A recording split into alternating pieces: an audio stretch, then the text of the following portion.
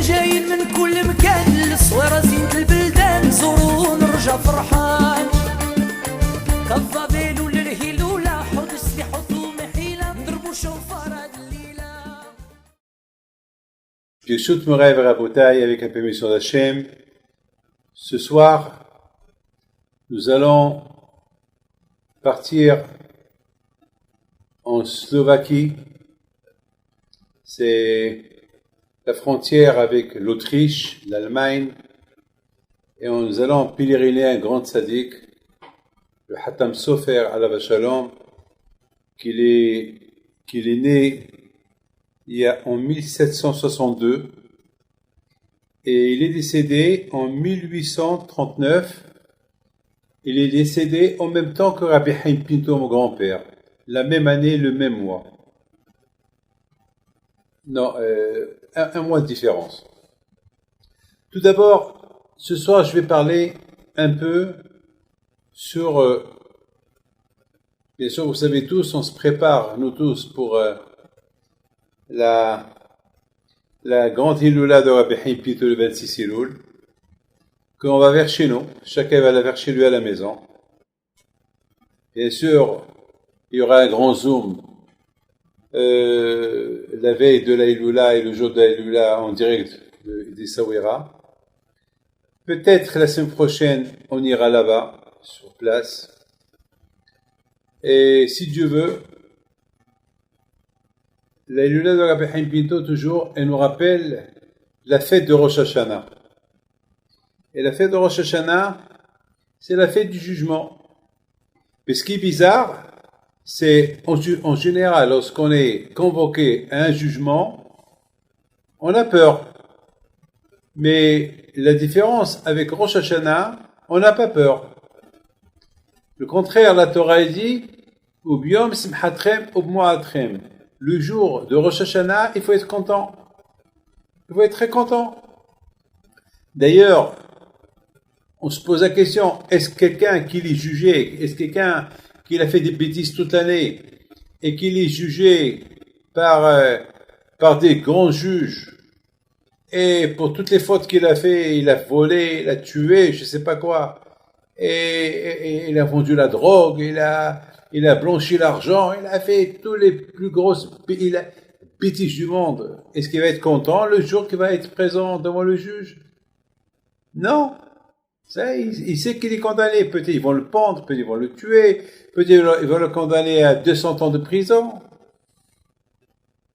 Alors que nous, à Rosh Hashanah, le contraire, on sait que c'est le jour du jugement, mais on est heureux, on est content. La Torah, en plus, c'est le juge qui nous dit d'être content. C'est le juge lui-même. Il nous dit, soyez contents, allez, Ubiom simchatrem u'moadechem, u'bracheh hodjechem u'tkatem hatzotzrot. Alors, n'aie pas peur. Est-ce que c'est possible tout cela? Et d'ailleurs, tout le mois de Elul, on fait les slihot, on se lève le matin, on prie. Et tout cela pourquoi? Dites-moi, tout cela pourquoi? Tout cela pour qu'on soit bien jugé à Rosh Hashanah. Et là, Rosh Hashanah, il arrive et Akadosh Baruch Hu nous dit, n'aie pas peur, il faut se réjouir. Et en plus, on sait, on sait qu'on est jugé en cachette. Alors c'est ça encore, c'est la plus grande surprise. Être jugé en cachette, vous imaginez, je sais même pas qu'est-ce qu'on dit derrière moi, et on me dit d'être content, c'est impossible. Eh bien, mes amis, si c'est Hachem qui le dit, il faut suivre à la lettre les directives d'Hachem. Hachem, il dit, soyez heureux, soyez contents, alors on va être heureux, on va être content.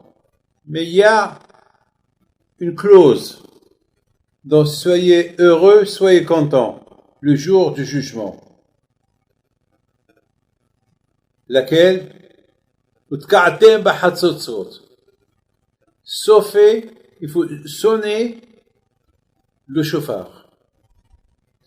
Et Hachamim, ils disent que chauffard, le mot chauffard, c'est pas la montre chauffard, non. Chauffard, c'est Shippour. Shippour, ça veut dire s'améliorer. Ça veut dire que Hachem, ce qu'il veut de nous, il veut voir une amélioration, c'est tout. C'est tout, une amélioration. C'est tout ce que Hachem lui demande. Mais une vraie amélioration, pas une amélioration à notre comme qu'on veut. Non, une vraie amélioration. Alors, on est certainement sûr que le jugement, il va être parfait. Lorsqu'on va être jugé en cachette, il va être parfait. On sait qu'on va être bien jugé. Je vous pose une question. Pourquoi Hachem, il doit nous juger en cachette? Pourquoi Hachem, il ne va pas nous juger devant tout le monde? Pourquoi en cachette? En cachette du Yitzhara, en cachette de tous les malachim qui sont nés par nos fautes. En cachette d'eux. Parce qu'eux, ils sont là. Leur présence là-haut, ça représente toutes les fautes qu'on a fait. De l'autre côté, Akashor, il dit, et confiance en moi, soyez heureux, soyez contents. Alors d'un côté, Hachem il dit, soyez heureux, soyez contents, je vais bien vous juger. De l'autre côté, il nous juge en cachette. Et de l'autre côté, toutes les fautes qu'on a fait, tous les anges qu'on a créés avec nos fautes, ils sont là, ils sont présents. Alors comment on va être content? C'est impossible. L'aïmouna, il faut avoir la confiance en Hachem. Hachem il t'a dit, sois content, sois heureux, sache, il y a une clause. Amélioration. Tu t'améliores, très bien, t'as pas peur. Et ceux-là qui sont là, n'aient pas peur. Alors pourquoi Hachem il me juge en cachette? Parce qu'il y a un protocole. Il peut pas nier les fautes que tu as fait. Ah, ils sont là. Comment? Toi, ces gens-là, ces malachim, ces anges-là, ils sont nés par la cigarette du Shabbat et le tarif qu'on a mangé toute l'année et tous les bêtises qu'on a fait avec les yeux.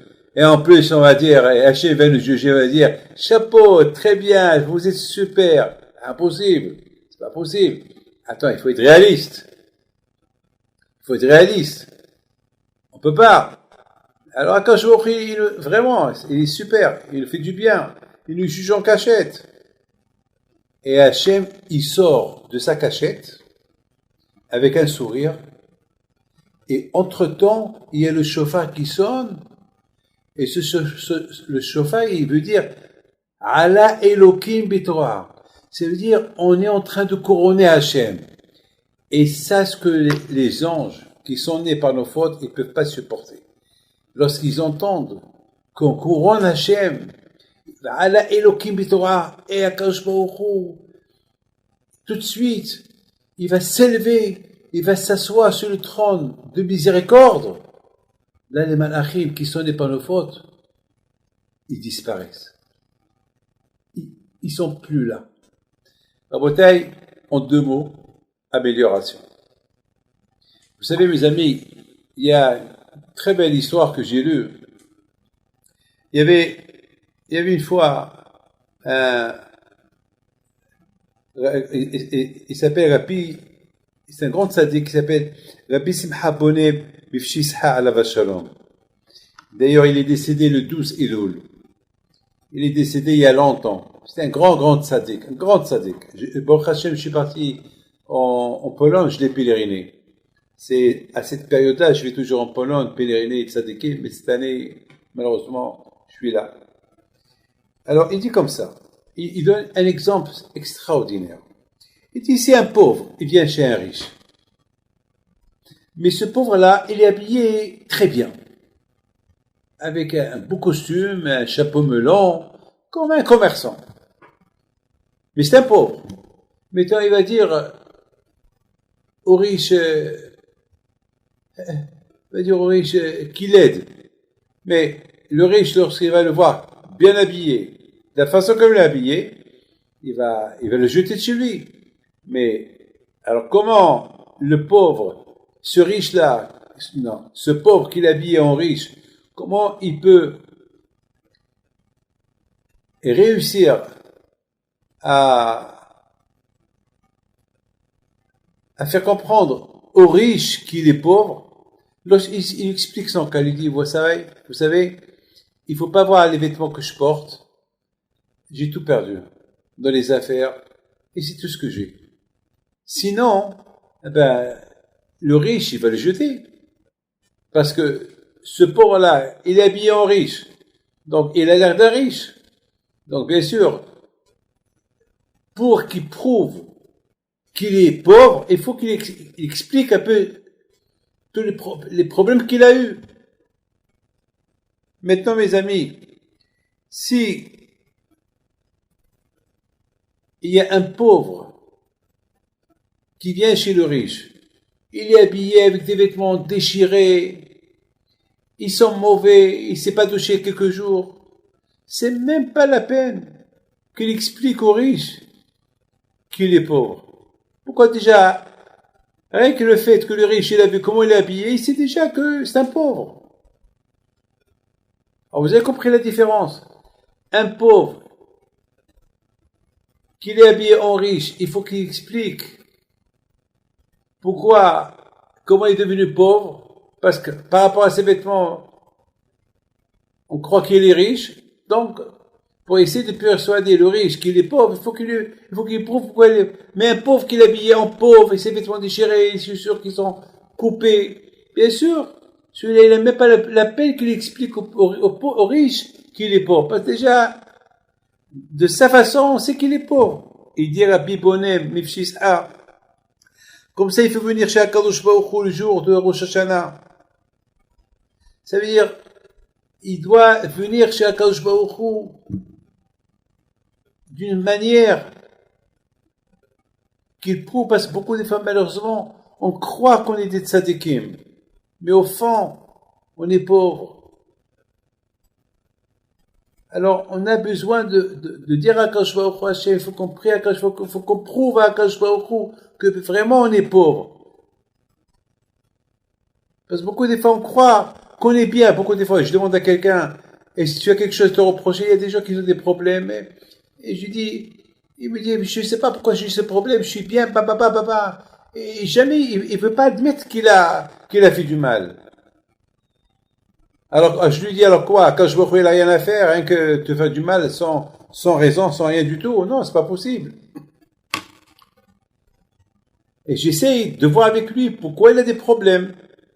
Mais avoue, et c'est tout. Dit, oui, si, avoue, et c'est tout. Et si la personne est avoue, tout va bien. C'est ce que Hachem il veut. À Rosh Hashanah, Hachem il veut qu'on avoue les fautes qu'on a fait. Alors on peut rentrer à Rosh Hashanah super heureux et content. Et Akadosh Baruch Hu va nous protéger. On n'a pas peur. Mais le plus important est, c'est que de savoir avouer. Il ne faut pas qu'on vienne, parce que si on vient comme des riches chez le bon Dieu, qu'on n'a rien à se reprocher, alors il faut qu'on prouve à Dieu qu'on n'a rien à se reprocher. Mais si on vient devant Hachem comme des pauvres, alors quand je vois déjà ici qu'on est pauvre, on a fait des fautes, on a regretté, alors quand je vois, il va vite nous répondre. Lorsqu'on rentre chez Akadosh Baruch Hu, la tête basse, alors quand je comprends. Vous savez, il y a une femme qui va pour acheter des chaussures à son fils. Chaque année, elle va chez le même commerçant, acheter une paire de chaussures à son fils. Alors un jour, chaque année, elle va et le propriétaire, il apporte toujours une paire de chaussures pour essayer ses pieds. Et toujours c'est la même taille 32, admettons 32, chaque année 32. Alors, la maman, elle a commencé à pleurer. Alors, le marchand de chaussures, il dit, madame, pourquoi vous pleurez? Elle dit, je pleure parce que mon fils, ses pieds n'ont pas grandi. C'est toujours la même taille, ça veut dire qu'il n'a pas grandi. Ça veut dire que c'est toujours la même taille, c'est un problème. Ah, c'est un problème parce que les pieds n'ont pas grandi. C'est ça le problème des parents, malheureusement. Les problèmes des parents, pourquoi les pieds n'ont pas grandi? Est-ce que les parents, ils sont un peu conscients si l'enfant, il grandit un peu dans la Torah, dans la religion? Tout à l'heure, j'ai reçu, combien de problèmes j'entends, et j'entends des problèmes.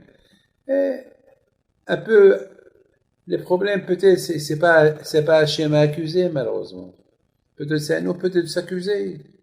Des parents de s'accuser. comme cette maman-là, elle est inquiète uniquement par rapport à la chaussure, les pieds qui grandissent pas. Mais est-ce que tu as vu, est-ce que ton fils il grandit au niveau spirituel? Est-ce qu'il grandit un peu dans sa religion? Vous savez, une fois, le Hatam Sofer, celui qu'on va pénérer ce soir, une fois il était malade. Il a demandé à son fils de donner le cours de Torah à sa place. Et son fils, il a dit, non, je peux pas, papa. Il a dit, écoute-moi, je suis malade, je peux pas donner le cours. Toi, tu vas donner le cours à ma place. Donc, il a appelé ses élèves, il leur a dit, aujourd'hui, je peux pas donner le cours, c'est mon fils qui va donner le cours à ma place. Les élèves, ils le connaissent, ils étudient la Torah avec lui, ils le connaissent, c'est leur niveau, qu'est-ce qu'il va leur dire de spécial? Eh bien, à la fin, ils ont accepté, et le fils aussi l'a accepté, il leur a donné un cours de Torah. Et ça a duré 3 heures ou 4 heures, ils n'ont pas voulu le lâcher. Alors les élèves, ils sont partis directement à la maison du Hatam Sofer, celui qu'on va pèleriner ce soir. Ils lui ont dit, Kvod Harav, mais d'où tu as eu ce garçon? On ne savait pas que ce garçon était à ton niveau, mais c'est ton niveau. Mais il nous a donné un cours de Torah, toi tu nous donnes un cours de Torah de 2 heures, lui nous a donné un cours de Torah de 4 heures. Il nous a épaté. Il n'y a pas une question que lui a posée qu'il n'a pas répondu. Et en plus, on veut savoir d'où tu l'as eu. Comment tu l'as eu? Il est jeune. Il leur a dit, le Hatam Sofer, vous croyez que j'ai eu ce garçon comme ça? Combien des larmes j'ai versées devant le bon Dieu? Combien j'ai pleuré? Combien sa mère, la rabbinite, ma femme, combien elle a pleuré à Kadosh Baruch Hu pour qu'il nous donne un garçon, Yeri Shamaim, un garçon tzaddik. Et bon, Hachem, je suis content que vous m'annoncez une bonne nouvelle, que mon fils, il est bien dans la Torah. Voilà, il a grandi dans la Torah. Lui, il n'était pas conscient. Il s'en fout. Il s'en fout pas mal. Ses pieds, ils sont petits ou sont grands. Et c'est les mêmes pertus sur Azma, Mabaya. Il y a des petits, il y a des grands de taille, Azma, Mabaya. Le plus grand problème, c'est s'élever spirituellement. Il y a une fois, on raconte, je voudrais bien vous raconter une très belle histoire, que puisqu'on approche la Iloula de Rabbi Haim Pinto Alav Shalom, et pendant que je vous parle, il y a au Canada quelqu'un qui est en train de m'écouter là, parce que c'était avec un Canadien que cette histoire s'est passée. Il y a un monsieur il avait un grand problème des yeux. Et puis les médecins lui ont dit, bon, c'est une opération très risquée, mais elle peut se faire rien qu'avec le laser. Mais ça peut, à l'époque, il y a 20 ans de ça, le laser, c'était un peu dangereux. On pouvait même t'aveugler. Donc, c'était pas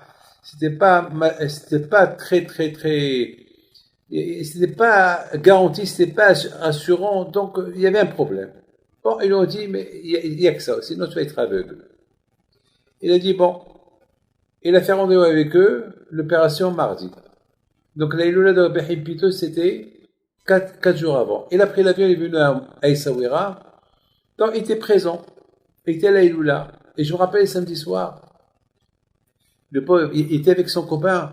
Et son copain, c'est lui qui l'aidait pour marcher. Et je me rappelle, pendant toute la Iloula, il était là. C'est son copain qui l'aidait pour marcher. Et je me rappelle lorsqu'il est venu chez moi pour une bracha.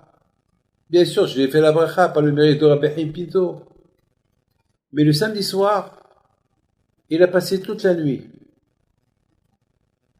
Sur la tombe de Rabbi Haim Pinto avec son copain, il y avait un petit groupe qui ont passé la nuit là-bas. Et le pauvre, toute la nuit, il a étudié, il a fait Tehillim, il a prié. Et il s'est endormi dans la nuit, il rêve Rabbi Haim Pinto. Il lui dit, puisque tu es venu chez moi, avant ton opération, alors sache que c'est moi qui va te faire l'opération. Et il a pris 2 dates, les dates qu'on mange. Il a commencé à les faire passer sur ses yeux. Il lui dit, qu'est-ce que tu vois? Il lui dit, je vois comme un laser, je vois comme quelque chose de fin, une lumière très fine, qui sort des dates dans mes yeux. Il dit, bon, maintenant, tu peux te lever, tu as guéri, tu n'as pas de problème. Bon. Il continue à dormir, il se réveille, il voit qu'il voit. Il raconte à son entourage ce qu'il a rêvé, et il dit, c'est bizarre, mais je vois. Bah, je sais pas, voilà ce que j'ai rêvé, mais je vois. Bon. Donc Hachem, il voit. C'est un rêve. Mais pour lui, c'est peut-être, il voit, c'est de passage. Il faut maintenant qu'il retourne au Canada pour l'opération. Donc, il retourne au Canada. Il me rappelle avant Rosh Hashanah. Il lui dit, je suis tel et tel et tel. Moi qui étais à la Iloula, j'étais presque aveugle, je lui demandais une bracha, je devais avoir l'opération. Je dis, oui, je me rappelle.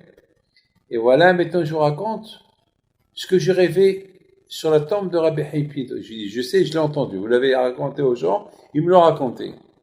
Je lui dis, maintenant, Rabbi David, vous ne connaissez pas la suite. Je lui dis, c'est quoi la suite?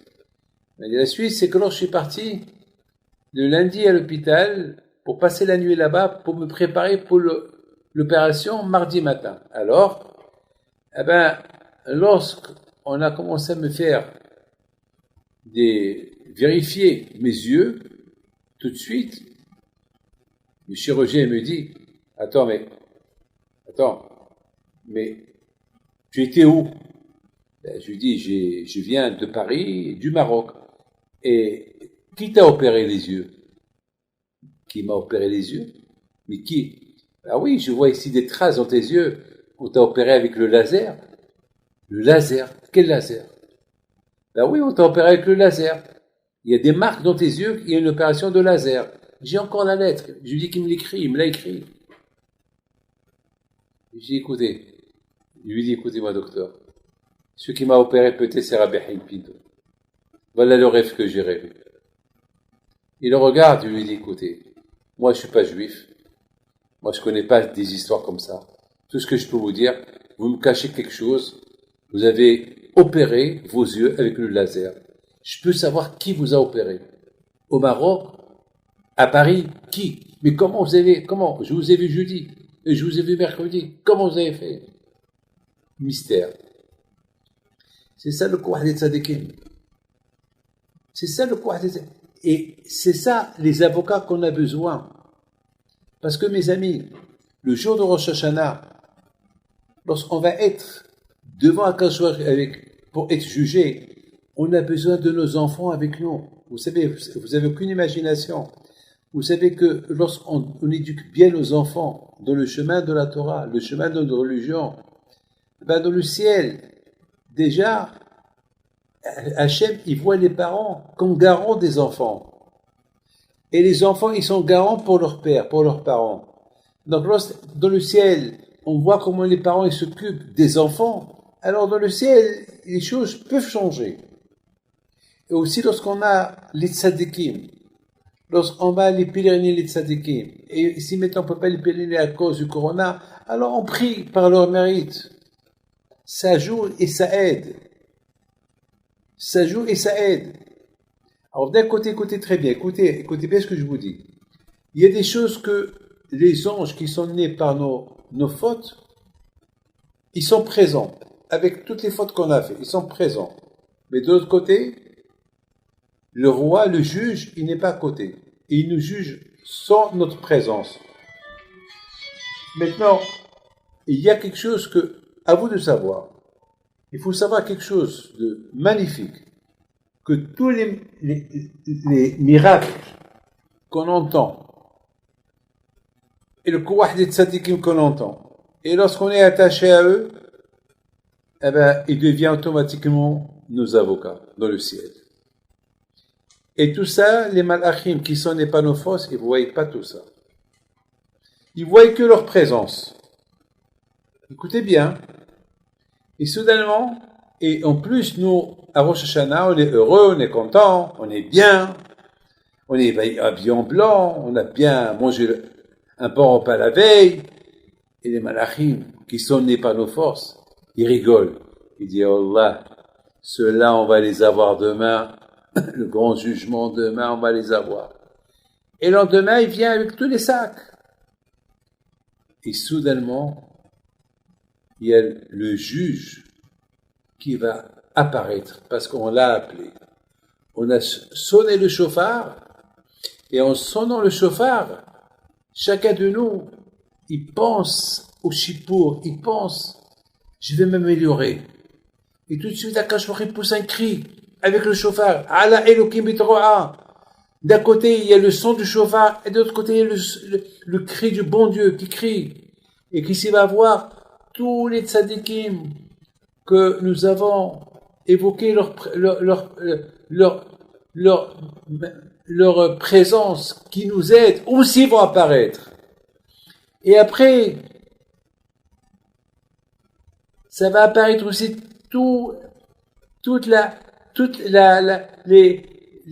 les srouillottes, les mérites que les parents, ils ont par rapport à l'enseignement de Torah qu'on donne à nos enfants. Il va y avoir une lumière colossale qui va aveugler tous ces anges-là qui ont été créés par nos fautes. Ils vont disparaître.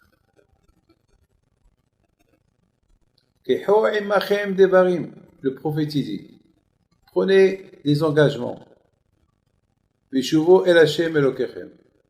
teshuva, elle vient qu'avec des paroles. C'est pas la teshuva dans la tête.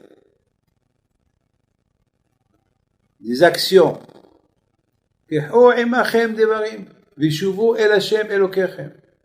Prenez avec vous des paroles, mais des paroles émettent.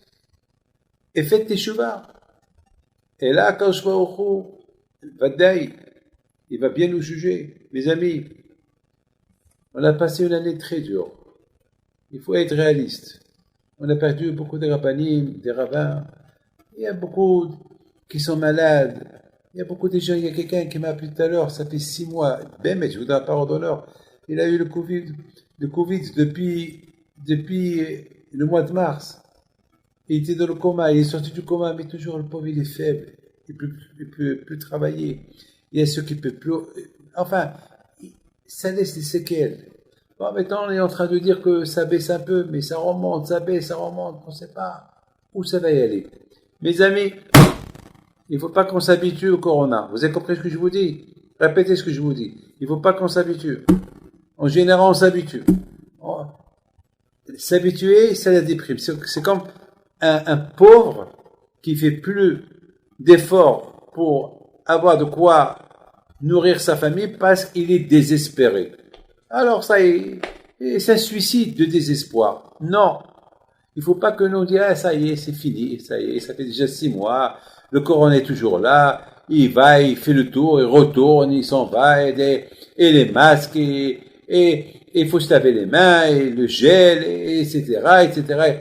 Vous savez, mes amis, c'est ça le plus grand danger. S'habituer au corona. On n'a pas le droit. Et si on s'habitue au corona, on fait une faute. Pourquoi? Parce qu'on ne prie pas. Et si d'autres personnes ils vont mourir à cause du corona, Hachem il risque de nous dire pourquoi vous n'avez pas prié assez. On va dire Hachem, on a ras-le-bol de prier, ça fait 6 mois qu'on prie. Il va nous dire, est-ce que vous avez bien prié? Les amis, on a un mois dans l'année, il s'appelle Elul. Un mois dans l'année. Elul. Elul, c'est Ani, les Dodé, les Dodélé. C'est les initiales, je suis pour le bon Dieu est pour moi. Elul, c'est deux. Un dans l'année. Se préparer pour Hashem, pour Rosh Hashanah. C'est un mois dans l'année. Il ne faut pas dire, je suis pour moi et Hashem, il est pour moi. Si tu penses qu'à toi et tu veux qu'Hachem aussi soit avec toi, alors tu te trompes. Si tu veux, pour que Hachem soit avec toi, il faut que toi aussi tu sois avec lui, vice versa. Vous savez, lorsque l'homme il veut marier une femme, il lui dit, tu vas être ma femme. Mais si la femme, il faut que la femme lui donne le doigt. Mais s'il lui donne le doigt et elle lui donne pas le doigt, alors il va marier qui? Une silhouette, qui? La belle-mère. Il va marier qui? Il faut que la femme, elle donne les mains. Voilà. Pas haut les mains, qu'elle donne les mains. Et voilà, et c'est le même. Je suis pour toi, tu es pour moi. Les deux, ils se marient, ça, ils vont former un couple. Un couple dans le shalom, si Dieu veut. Vous savez pourquoi il y a aujourd'hui beaucoup de divorces? Vous savez pourquoi? Malheureusement, parce que le couple il s'habitue trop l'un à l'autre. Tellement qu'ils s'habituent trop l'un à l'autre, soit qu'ils se manquent le respect. C'est rare. Lorsqu'un couple, ils font connaissance, au départ, c'est le protocole, le vrai protocole. Chacun, il montre le beau sourire et se parfumer, et chacun, il va bien se voir dans le miroir comment il est, ce qu'il va, il va lui plaire, et, il va bien mesurer sa parole, il va l'aider à comment s'asseoir, et enfin, moi aussi je suis passé par là, tous on est passé par là. Et après, on s'habitue. Une fois qu'on s'est habitué, elle s'habitue, l'autre il s'habitue. Il y a le mariage, c'est fini. Après c'est la guerre. Mes enfants, mon père Alav Shalom, on dirait que chaque jour, il venait de se marier avec ma mère. C'est pour ça, jamais je peux oublier mes parents. Je peux pas les oublier. Moi, j'arrive pas à la cheville de mes parents. Le shlom baïd qu'il y avait. Moi, beaucoup de fois, on crie. Maintenant, on a pris de l'âge maintenant. Mais ça va, mais au départ, on se criait. Mais j'ai jamais vu chasse chez mes parents. Et pourtant, mon père, il a pas quitté la maison 40 ans. Mon père, il était à la maison tout le temps. Jamais mon père, il a appelé ma mère Madeleine. Une fois, j'ai dit à mon père, papa, mais Madeleine, c'est pas un nom juif. Pourquoi tu l'appelles pas Mazal? Il m'a dit, Madeleine, c'est un gâteau français. Ta maman, c'est comme un gâteau doux. Jamais mon père, il appelait ma mère par son nom. Il lui dit, Marebes, ma chérie. Comme ça, mon père, Alav Shalom, il parlait avec ma mère. C'est rarement que je l'ai vu crier à ma mère ou ma mère crier sur mon père. Rarement. Ici, parfois, même, d'ailleurs, mon père, Alav Shalom, tout ce qu'il avait, c'était entre les mains de ma mère. Donc, mon père était là pour étudier la Torah, bénir les gens, pas plus. Ma mère, c'était elle la patronne, elle gouvernait tout. Mais toujours ma mère, elle demandait à mon père elle prenait toujours, et le consultait tout le temps. Il m'a pas dit, bah, tu sais, tu as les personnes, non, je te demande. À Wadaï, l'habitude. Toute l'année, on s'habitue. Comment vivre avec le bon Dieu? Le mois d'Elul, il vient, il casse nos habitudes. Ça, il m'a dit, ça, David, pendant 11 mois, t'as fait ce que tu veux, maintenant le mois d'Elul, il faut que tu changes. Casse tes habitudes. C'est ça ce qu'il dit David Amelech. David Amelech, Alav Shalom. D'ailleurs, à partir du mois d'Elul, jusqu'à Kippour, ou jusqu'à après Sukkot, il y a un misvor qu'on dit, les David Adonai, Orive Ish'i Meme'era. Et David Amelech, dans ce verset-là, dans ce mismor de Teilim, il dit Hachem, aide-moi à ce que je m'habitue pas avec toi. Aide-moi à ce que tout le temps, je vivrai avec toi comme si je viens de te connaître. C'est pas que je t'ai connu depuis 70 ans. Comme ça, je te servirai comme tu le faut. Mes amis, Baruch Hashem, nous avons maintenant cette occasion maintenant. Vous allez être surpris, on va être maintenant. Vous allez recevoir la bracha des Kohanim dans la grande synagogue que nous avons construite à la mémoire de Rabbi Chaim Pinto à Ashdod. On va aller maintenant. On peut partir tout de suite. Voilà. C'est Rabbi Léo, mon frère. Et allez, Rabbi Léo.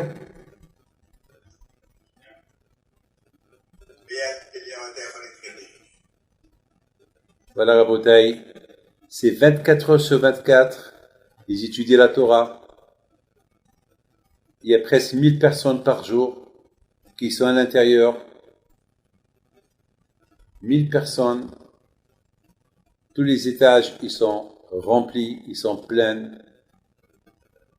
Même qu'il y a le corona, il y a des capsules pour les 250 rabbins qui étudient là-bas et les 150 bahurim qui étudient là-bas et plus des petits koulilim qui sont à gauche et à droite. Bien sûr, lorsqu'Hachem y voit cette Torah qu'il étudie ici, 24 heures sur 24, bien sûr que Akadosh Baruch Hu, il aura pitié de nous. Malheureusement, à cause du corona, on était obligé aujourd'hui de... Regardez quelle beauté de Beth Midrash, synagogue, mikvé, un grand mikvé. C'est ici qu'on distribue le manger pour les pauvres. Et Rabotai, ici, malheureusement, à cause du corona, il y a quelques rabbinim qui l'ont attrapé, donc ils sont obligés d'être chez eux. Alors je vais lire un mizmor de Tehillim, Shel HaMa'alot Esa Einai El Harim, Ve'ahi Yavo Ezri Me'im Adonai, Osei Shamayim Va'aretz, Al Yiten Amot Reglecha, Al Yadun Shumrecha, Eini Lo Yanu V'Lishan, Shomer Yisrael, Adonai Shumrecha, Adonai Tzilcha Ali Ad Yeminecha, Yomam HaShemesh Yakeka, Ve'yareach Balayla, Adonai Yishmocha M'Korah, Yishmor Et Nafshecha, Adonai Yishmor Tzetecha, vous vous rendez compte, mes amis? Voilà, encore une fois, sachez que c'est pas le kouah de la Torah qu'on va rayer, faire disparaître le corona.